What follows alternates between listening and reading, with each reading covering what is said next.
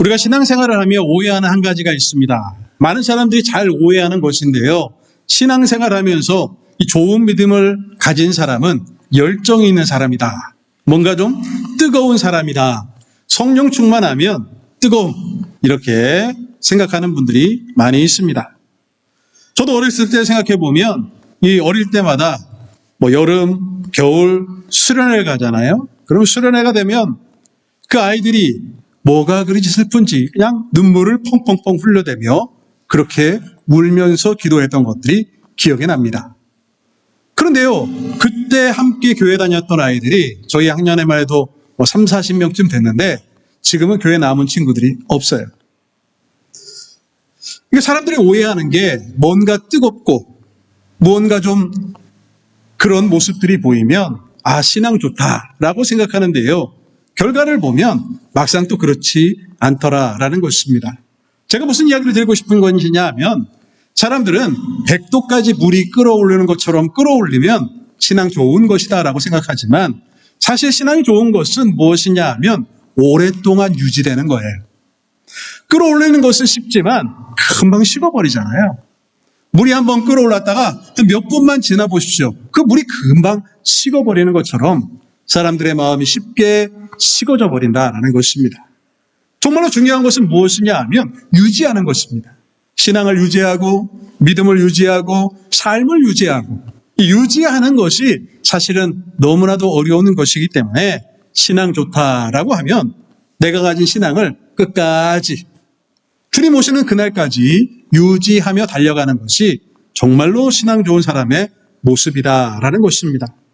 많은 분들이 새해가 되면 여러 가지 결심을 합니다. 올해는 성경을 좀 많이 읽어야지. 올해는 좀 더 많이 기도해야지. 올해는 더 많은 사람들에게 은혜가 되는 사람이 되어야지. 여러분, 한 달이 지났습니다. 어떻습니까? 이게 잘 안 돼요. 왜 그럴까요? 매년마다 여러 가지 계획들은 세우는데 좀 지나면 금방 사라져 버립니다. 왜 그렇습니까? 신앙의 습관이 없기 때문에 그렇다라는 것입니다. 다시 말씀드리면 신앙 좋은 것은 유지하는 것이라고 했는데 그 유지함을 이루기 위해 필요한 것은 좋은 신앙의 습관이 필요하다라는 것입니다. 여러분, 세상에 위대한 운동선수들의 인터뷰를 들어보면 공통적으로 하는 이야기가 있습니다. 오늘은 운동해야 되겠다라는 마음이 드니까 오늘 내가 열심히 가서 운동해야지 하며 운동하는 선수는 없습니다. 그냥 아침에 일어나면 몇 시부터 몇 시까지는 밥을 먹고 몇 시부터 몇 시까지는 어떤 훈련을 하고 이런 습관이 되어 있는 사람들이 많습니다. 비가 오나 눈이 오나 환경이 어떻게 되나 심지어 내가 몸이 아플 때에도 그 습관을 지키기 위해 몸부림치는 사람, 유지하기 위해 노력하는 사람이 좋은 결과를 내더라라는 것입니다. 갑자기 해가지고 챔피언이 되는 경우는 없습니다. 꾸준히 해야 돼요. 나의 루틴대로, 습관대로 계속 달려가야지만 결과를 얻을 수가 있다라는 것입니다. 성경에도 보면 믿음의 사람들은 습관을 따라서 신앙의 열매를 맺었던 것들을 보게 됩니다. 다니엘 6장 10절 말씀에 보면 다니엘은 지금 사자굴에 들어갈 위기 가운데 처했습니다. 뭐라고 말씀합니까? 다니엘이 조서에 왕의 도장이 찍힌 것을 알고도 자기 집에 돌아가서는 윗방에 올라가 예루살렘을 향한 창문을 열고 전에 하던 대로 하루 3번씩 무릎을 꿇고 기도하며 그의 하나님께 감사하였더라라고 말씀하고 있습니다. 여러분, 무슨 이야기입니까? 알고도 뭐라는 것이에요? 자기 인생의 최대의 위기가 닥친 것입니다. 이제 내가 죽을지도 모르는 그 순간 앞에 놓여 있다라는 것이죠. 여러분, 그때 우리는 어떻게 해야 합니까? 기도해야죠. 그런데 그 기도를 언제 하느냐라는 거예요. 위험하고 어려움이 닥치면 누구나 다 기도하죠. 그런데 이 다니엘의 기도가 좀 달랐던 것은 뭐라고 말씀합니까? 위기의 순간이 왔었기 때문에 그 위기를 넘기기 위해 하나님의 도우심을 구하기 위해 기도했다라고 기록하고 있는 것이 아니라 뭐라고 말씀합니까? 전에 하던 대로. 그러니까 위기가 왔기 때문에 기도했던 것이 아니라 그냥 늘상 하던 대로 자기 루틴대로 습관대로 기도했다라는 것이에요. 여러분, 사람들은 언제 기도하냐? 바로 이 위기가 왔을 때거든요. 내가 죽을 것 같은 순간, 내가 정말 어려움이 가득한 순간, 내 생명이 위기가 되는 순간이 되면 납작 엎드려 기도합니다. 그런데 다니엘은 어떻게 하냐 하면 그 순간에 기도하는 것이 아니라 늘 하던 대로, 습관에 따라서 매일 하던 대로 하루에 3번씩 그렇게 기도했다라고 말씀하고 있습니다. 여러분, 기도 제목은 또 무엇입니까? 감사예요. 그의 하나님께 감사하였더라. 여러분, 지금 다니엘이 감사할 수 있을까요? 사자굴에 곧 던져지게 생겼는데 이 위기의 순간 가운데 절박하여 하나님께 기도하면 어떤 기도를 하겠어요? 하나님, 내가 이렇게 믿음대로 살아가는데 왜 자꾸 이런 어려움이 닥칠까요? 하나님, 너무나도 힘들고 어렵습니다. 하나님 좀 도와주세요. 날 좀 살려주세요 하고 기도하지 않겠습니까? 여러분, 그 순간에 감사라는 기도 제목이 들어가기가 어디 쉽겠느냐라는 거예요. 어떤 사람이 하나님, 사자굴에 이제 곧 던져질 것 같아서 감사하고요. 하나님, 이 위기에 그래도 또 기도하고 있으니까 감사하고요. 하나님, 위기 가운데서 내가 주님을 믿고 있습니다. 감사합니다. 이렇게 기도할 수 있는 사람이 누가 있냐라는 것이에요. 그런데 다니엘의 기도가 뭔가 달랐던 것은 무엇이냐 하면 늘 하던 대로 기도했고 늘 하던 기도 제목이 무엇이냐? 하나님 은혜에 감사했다라는 것이죠. 내게 생명 주신 분도 하나님이시오. 만약 내가 생명을 잃어버리게 된다 할지라도 나는 천국 갈 것이기 때문에 감사하고 위기의 순간에도 도우시는 하나님을 바라보며 감사하고 그리 아니하실지라도 감사하고 늘 감사하는 것이 믿음을 따라 살아가는 사람의 삶의 모습이다라는 것을 성경은 우리에게 말씀하고 계시는 것입니다. 예수님도 마찬가지입니다. 누가복음 22장 39절 말씀에 보면 예수께서 나가사 습관을 따라 암남산에 가시며 제자들도 따라갔더니 라고 말씀하고 있습니다. 지금 이 순간이 언제입니까? 예수님이 이제 십자가에 못 박히기 직전입니다. 그리고 가장 위급한 순간에, 가장 고난의 순간에 하나님을 찾는 것이죠. 그러면 그 순간은 뭔가 좀 남달라야 하고요. 특별하지 않겠습니까?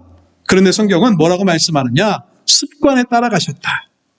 내일 이제 죽게 생겼으니까 기도한 것이 아니라 예수님도 습관을 따라서 늘 하던 대로 늘 기도하는 ခြင်း 무지였기 때문에 기도하러 가셨다라고 성경은 말씀하고 계시다라는 것입니다.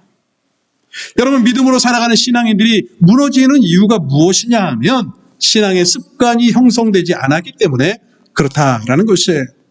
위기의 순간이 되면 성도는 누구나 기도합니다. 어려움의 순간이 오면 누구나 하나님을 부르짖어요. 그러나 정말로 중요한 것은 무엇이냐?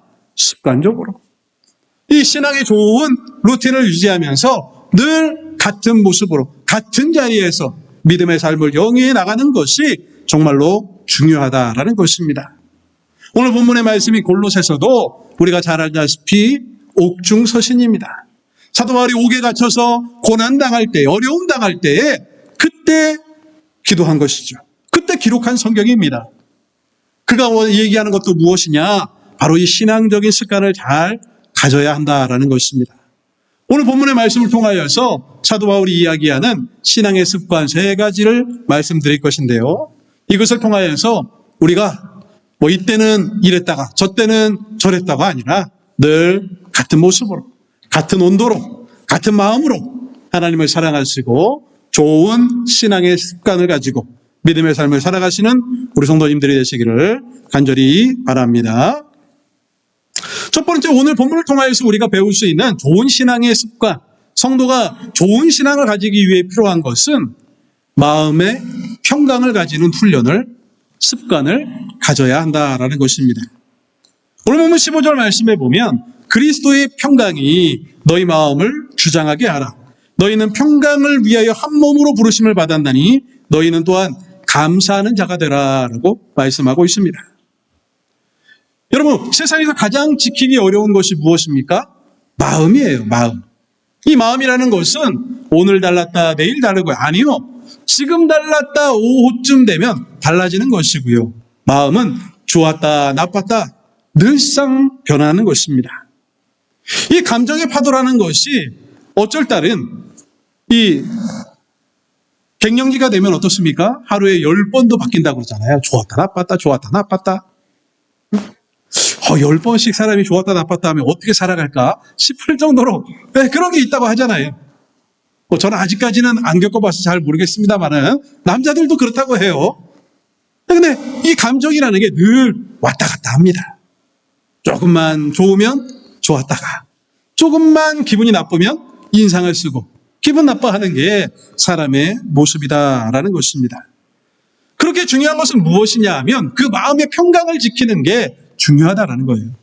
이 신앙인들은 마음이 이럴 때 저럴 때 왔다 갔다 해서는 안 된다라는 것이죠. 주변에서 아무리 풍파가 오고 나를 화나게 하는 것들, 나를 힘들게 하는 것들이 가득한다 할지라도 내 마음은 항상 어때야 합니까? 그리스도의 평강이 있어야 한다.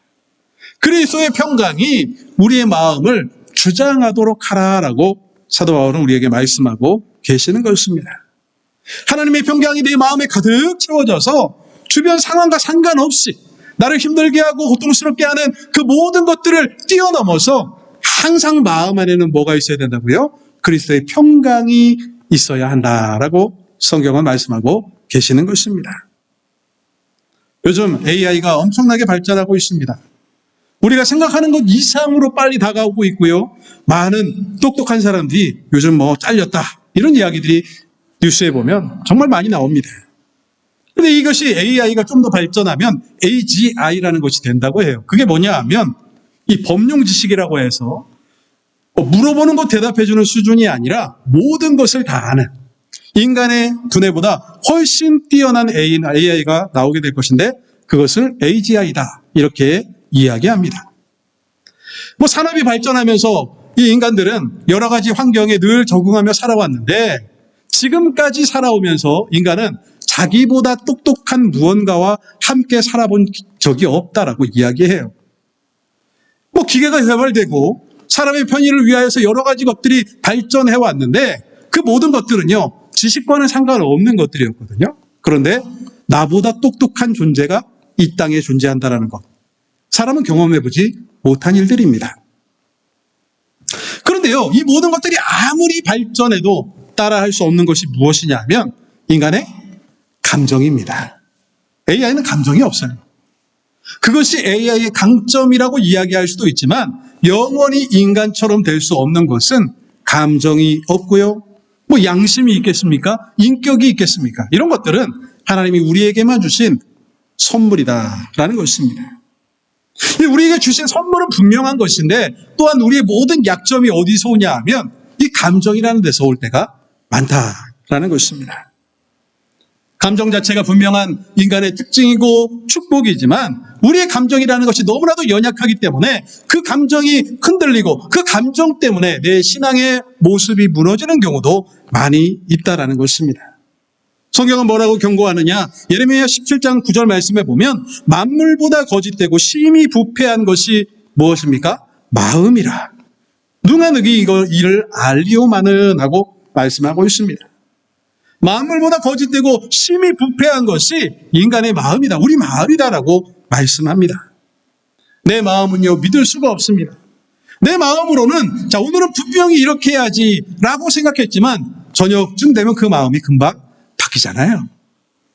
우리 마음은 이랬다가 저랬다가 바뀌곤 합니다. 감정대로 행동하다가 후회할 일이 얼마나 많습니까? 사람은 감정 때문에 실수하는 경우가 너무나도 많다라는 것이죠. 그렇기 때문에 신앙에는 어떤 훈련을 해야 하느냐? 평강을 지키는 훈련이 되어 있어야 한다는 것이에요. 예수 그리스도의 평강이 내 마음을 가득 채울 수 있도록 내가 어떤 상황에도 이리저리 흔들리고 내 마음을 빼앗기고 심지어 그것 때문에 범죄하는 일에 빠지지 않도록 평강의 습관이 우리 안에 있어야 한다라는 것입니다. 그러면 어떻게 되느냐? 하나님이 감사하는 마음을 주신다라고 말씀하고 계시는 것입니다. 하나님이 평강이 있어야지만 우리가 감사할 수 있다는 것이에요. 여러분, 내가 불평불만이 많고 무언가 불만이 많은 사람이라고 한다면 잘 살펴보세요. 혹시 내 감정이 오르락내리락 하는 것은 아닌지, 좋을 때는 한없이 좋은 사람인데 내 감정이 무너지고 나면 감사보다는 불평과 불만이 많아지는 사람은 아닌지 되돌아보아야 한다는 것입니다. 빌립보서 4장 6절과 7절 말씀에 보면 아무것도 염려하지 말고 다만 모든 일에 기도와 간구로 너희 구할 것을 감사함으로 하나님께 아뢰라. 그리하면 모든 지각에 뛰어난 하나님의 평강이 그리스도 예수 안에서 너희 마음과 생각을 지키시리라.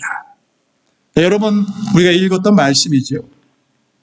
이 말씀을 잘 보십시오. 우리 가운데 염려가 있고 마음의 평강이 깨어지는 순간들이 너무 많은데 하나님이 감사함을 주시면 어떻게 됩니까? 하나님의 평강이 우리의 마음에 채우게 될 것인데 그러면 우리의 마음과 생각을 지키신다. 무슨 말이냐 하면 여러분 삶 가운데 어려움이 오고 무언가 힘들어서 기도하게 되면 우리는 무엇을 기대하느냐? 그 문제가 해결되기를 원한다라는 것이에요.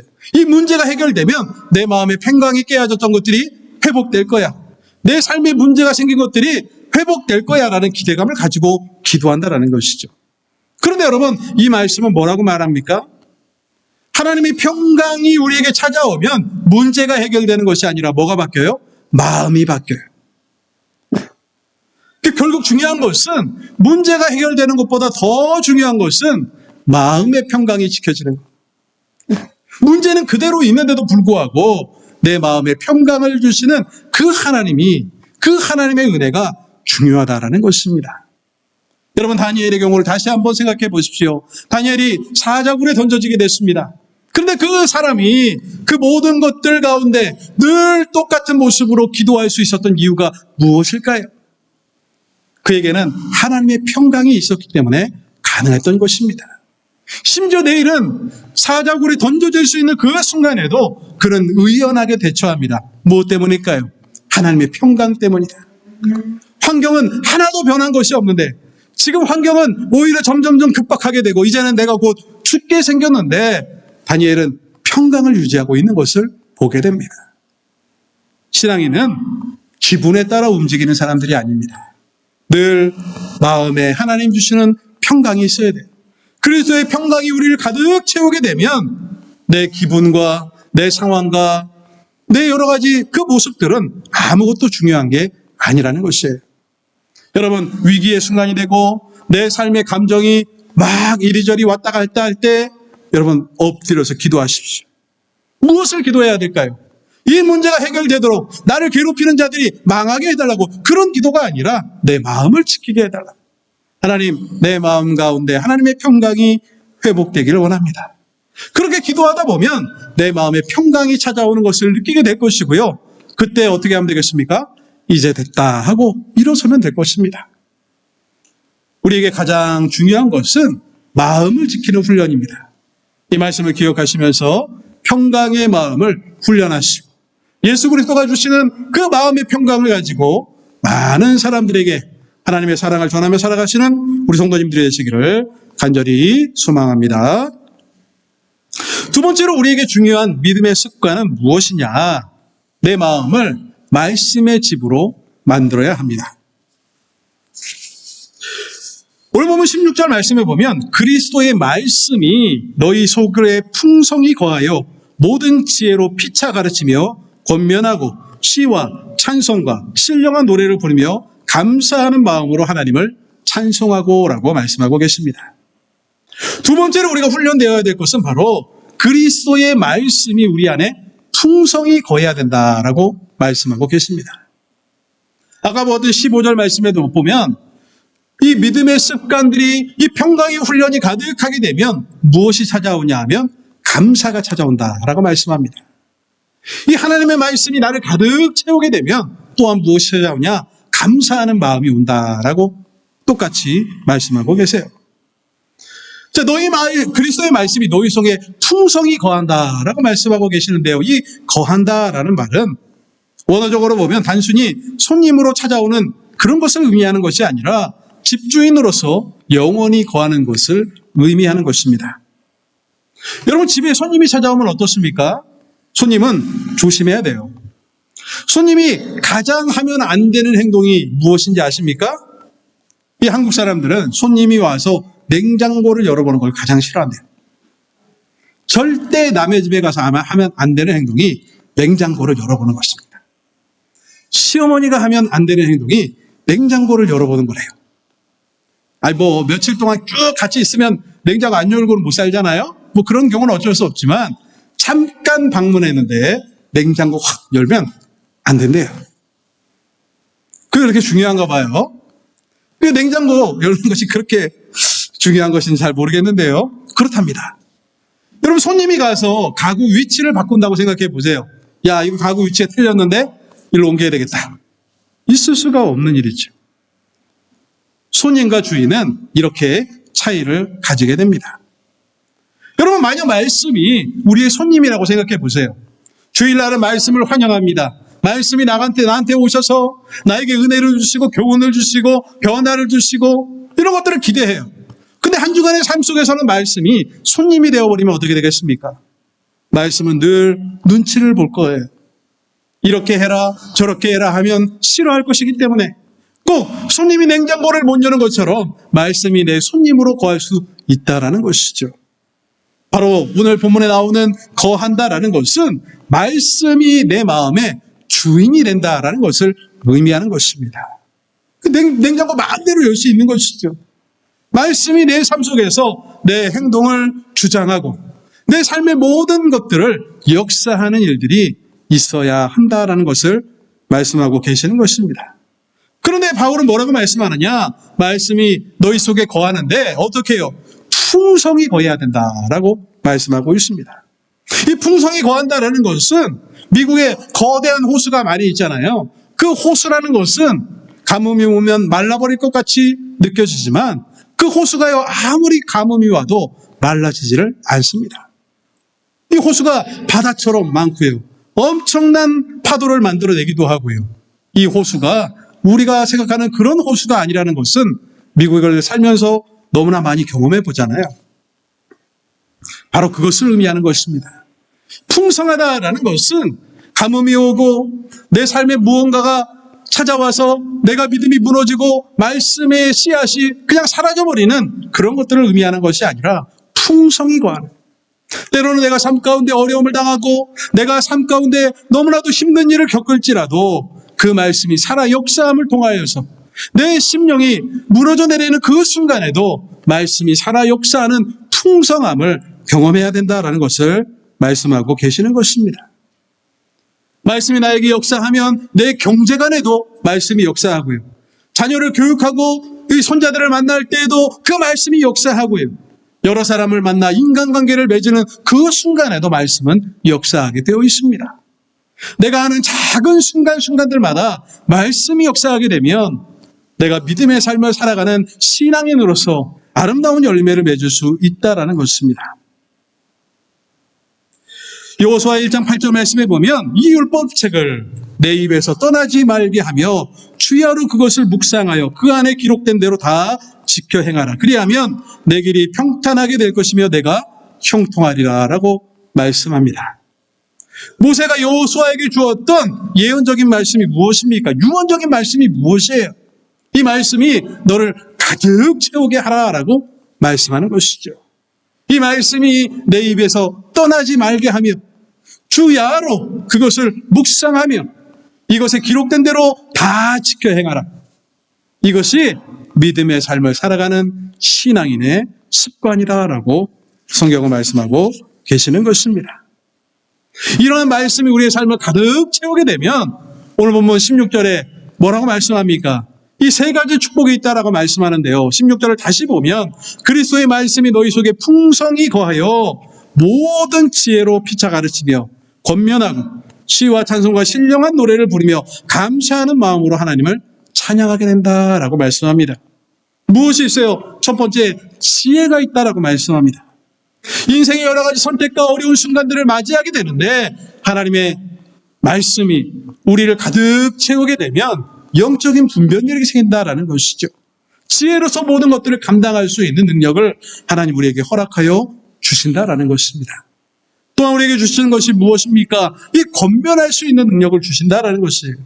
권면이라고 하면 사람들은 자기의 경험을 가지고 잔소리를 하고 이래야 된다 저래야 된다라고 선생이 되는 것을 의미하는 것인데요. 그런 관계가 아니라 서로 권면하고 서로 세워주고 힘을 북돋아주고 하는 것을 의미하는 것입니다.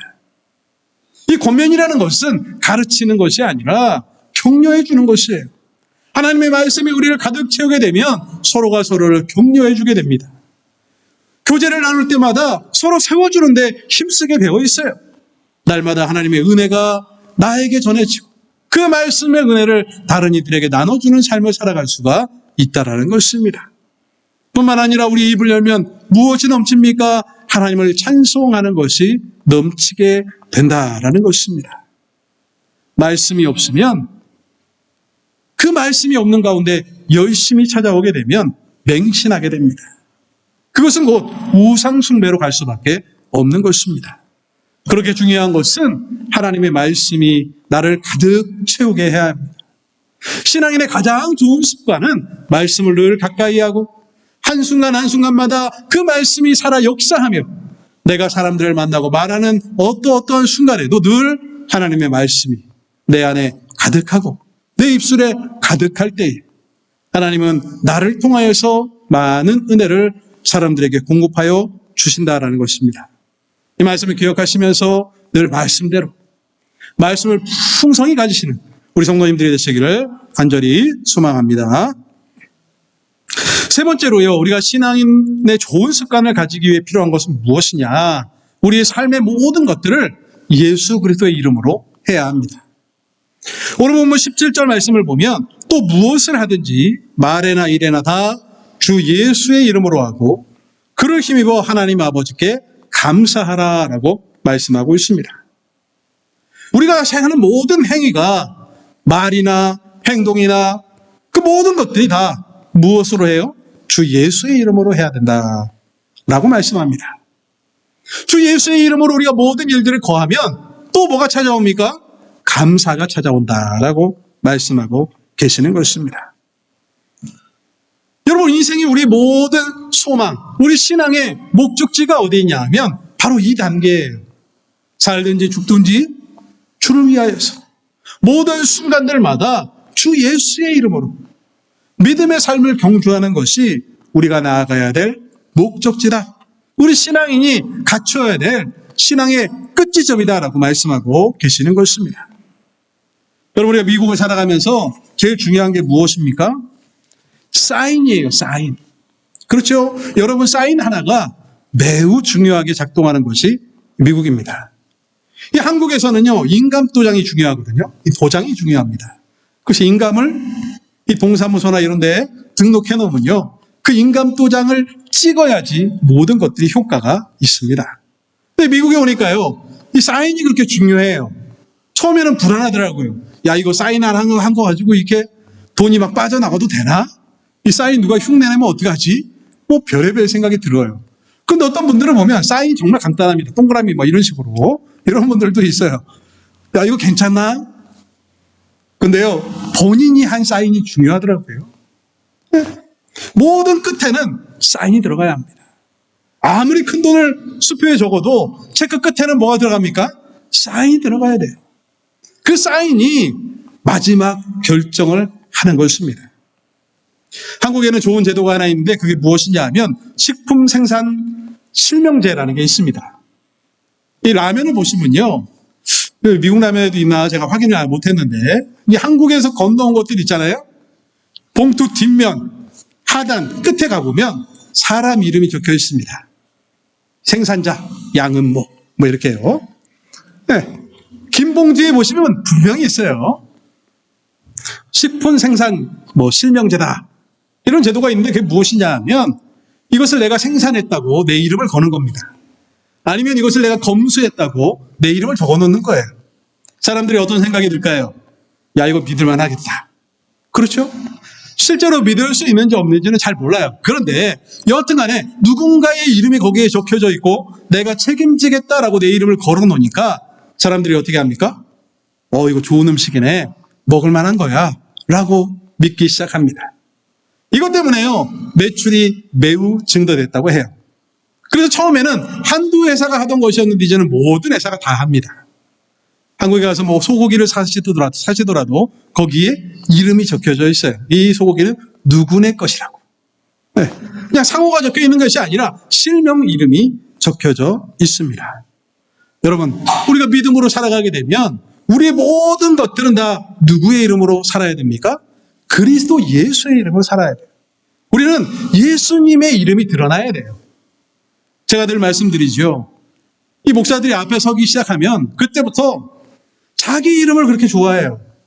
자기 이름을 나타내는 것을 좋아하고요. 자기 이름 알리려고 노력하는 사람들이 아주 많습니다. 그런데 여러분, 옳지 않아요. 우리는 그리스도 예수의 이름으로 살아야 합니다.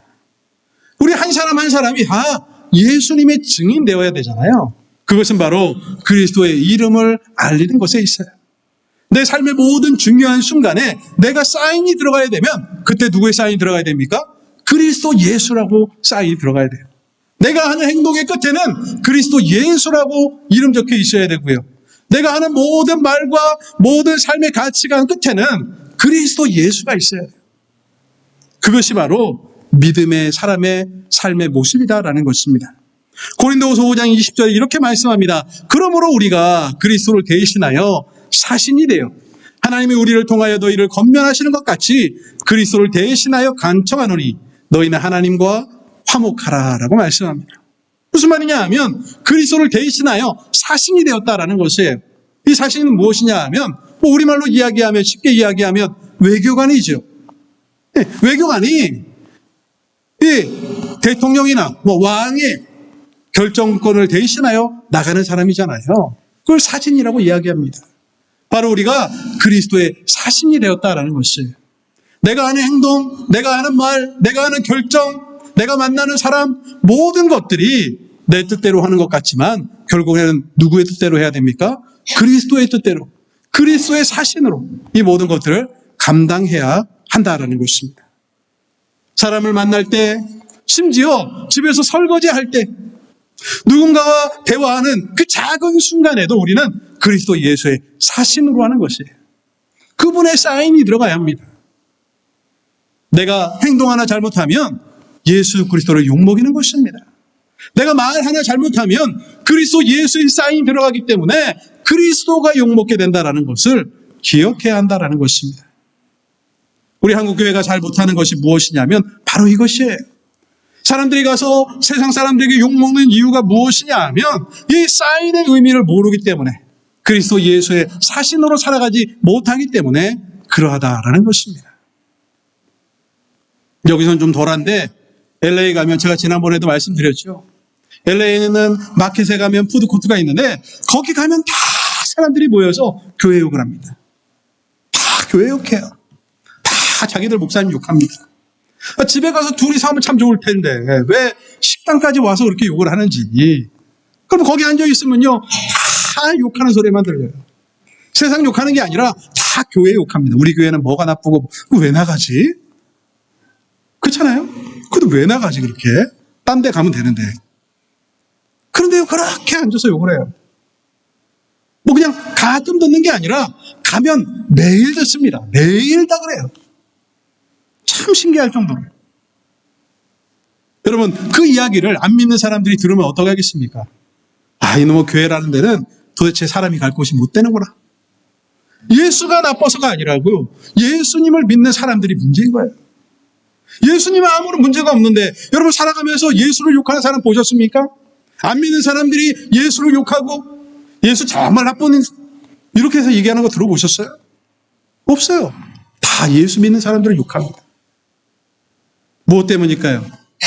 우리가 그리스도의 사신인데 그 사신의 역할을 잘 못하고 있기 때문에 우리가 그리스도 예수라고 사인을 하고 돌아다니는데 그 사인을 형편없이 만들기 때문에 그러하다라는 것입니다. 갈라디아서 2장 20절 말씀에 이렇게 말씀합니다. 내가 그리스도와 함께 십자가에 못 박혔나니 그런즉 이제는 내가 사는 것이 아니로 오직 내 안에 그리스도께서 사시는 것이라. 이제 내가 육체 가운데 사는 것은 나를 사랑하사 나를 위하여 자기 자신을 버리신 하나님의 아들을 믿는 믿음 안에서 사는 것이라 라고 말씀하고 계십니다. 내가 사는 것은 내가 사는 게 아니에요. 내가 사는 것처럼 보이지만 내가 사는 게 아니라는 것이죠. 내가 살아가는 것은 그리스도께서 사시는 것이라. 내 삶의 목적과 내 삶의 모든 모습은 오직 그리스도밖에 없다라는 사실을 우리는 믿으며 살아가야 한다라는 것입니다. 사랑하는 성도 여러분, 오늘 우리는 습관에 대해서 이야기했습니다. 이 신앙적으로 성장하려면 좋은 습관이 있어야 돼요. 그 좋은 습관을 통하여서 나아가는 마지막 결론은 무엇입니까? 감사로 나아가게 돼 있어요. 그러니까 내가 믿음의 삶을 잘 살아가고 있는지를 되돌아보려면 무엇을 봐야 될까요? 이것 잘하고 있는가, 저것 잘하고 있는가가 아니라 아주 간단하게 내가 입을 열면 감사하고 있는가? 내가 사람을 만나면 감사하고 있는가? 내가 내 하루를 끝나가는 그 순간에 오늘도 참 감사하다라고 감사하고 있는가? 감사를 되돌아보면 결론이 아주 금방 나오게 됩니다. 바라기는요, 오늘 이 말씀을 통하여서 여러분의 삶 가운데 감사가 넘치시기를 원합니다. 여러 가지 신앙이 좋은 습관들을 개발하셔서 내가 있는 순간들마다 감사하고, 고난의 순간에도 감사하고, 어려움이 찾아와도 감사하고, 사람들을 만나도 감사하고, 내 입술에서는 늘 감사가 넘치는, 감사로 믿음의 삶을 살아가시는 우리 모든 성도님들이 되시기를 주님의 이름으로 축원을 드립니다. 기도하겠습니다. 사랑의 주 아버지 하나님, 은혜를 감사합니다. 믿음의 삶 살아가면서 믿음으로 승리하기를 원하고 하나님의 영광을 온 세상 가운데 증거하며 살기를 다짐하지만 부족하고 연약한 저희들의 모습에 깜짝깜짝 놀랄 때가 많음을 고백합니다. 하나님, 우리의 삶 가운데 예수 그리스도가 주시는 평강의 마음이 넘치게 하여 주시옵시고, 우리의 마음 가운데 말씀의 씨앗들이 뿌려져 열매 맺게 하시고, 삶의 모든 순간들이 다 그리스도를 위하여 살아드림으로 날마다 우리 마음 가운데 감사가 넘치고, 그 감사를 세상 가운데 나눠주며 살아가는 우리 모든 성도들의 삶이 될 수 있도록 하나님 축복하여 주시옵소서. 감사를 드리며 예수님의 이름으로 기도하옵나이다.